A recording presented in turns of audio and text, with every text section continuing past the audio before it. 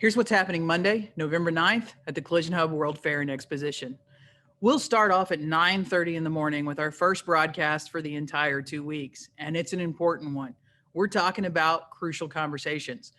Those things that you have to have with the customer to get their buy-in on the repair plan, to explain the process that's going to happen, to be able to overcome the obstacles that are going to come up during the repair of the vehicle. Maybe it's a denial from an insurer or a disagreement on what it's going to take to fix the vehicle properly. But all of those conversations, while hard to have, are critical to the success of your business. And we'll be talking about how to have them and how to get off on the right foot so we can get the repair in process and get things going. At 11:30, iCar is going to join us with representatives from the Repairability Technical Support Portal, or RTS, up in Wisconsin. We're going to be going through all of the services, features, knowledge, information, charts, databases, everything that iCar has compiled and listed and made searchable for you to make your pre-estimate research process a whole lot smoother. We'll be teaching you how to find what's available and what's not available so you don't spend a lot of time in an OE website or in AllData searching for information that may not be there. It's also going to help you learn what to trigger your research to be, how to know what systems on the vehicle are in play, how to know when DTC codes are there or not going to be there, what you need to research, and where you can go for some of that information. When that's over, we'll be back at 2 o'clock on the floor to begin the blueprinting process on the vehicle that we're going to be repairing throughout the week.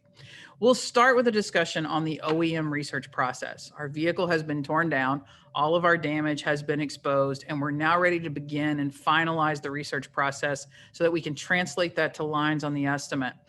What does that look like? How do you do it? Are there SOPs? Are there some standard steps that an estimator can take that helps ensure that you never miss a critical item that ultimately is the safety and the proper repair of the vehicle? At 4 o'clock, we'll wrap it up with a discussion that I think is very vital in the industry for us to have. We'll be talking about an OE's required inspections after a collision. Now, several of the OEs have a very extensive list of things that are required to be done, from removing of seats to seat belts to dashes to steering columns. Some of it sometimes honestly feels a little over the top. So what is required? What does an OE qualify as a collision that triggers all of these inspections? And then we'll get to the why some of these inspections are in there. Is it over the top, or is there really a need for this? Now, if you miss any of these live, don't worry about it. These are going to be streaming on YouTube, LinkedIn, Facebook, and Instagram, so no registration is required to watch, but they'll also be available for replay. So as soon as the day is over, you'll be able to jump over to the YouTube channel and catch anything that you've missed. And thanks for watching the Collision Hub World Fair and Exposition.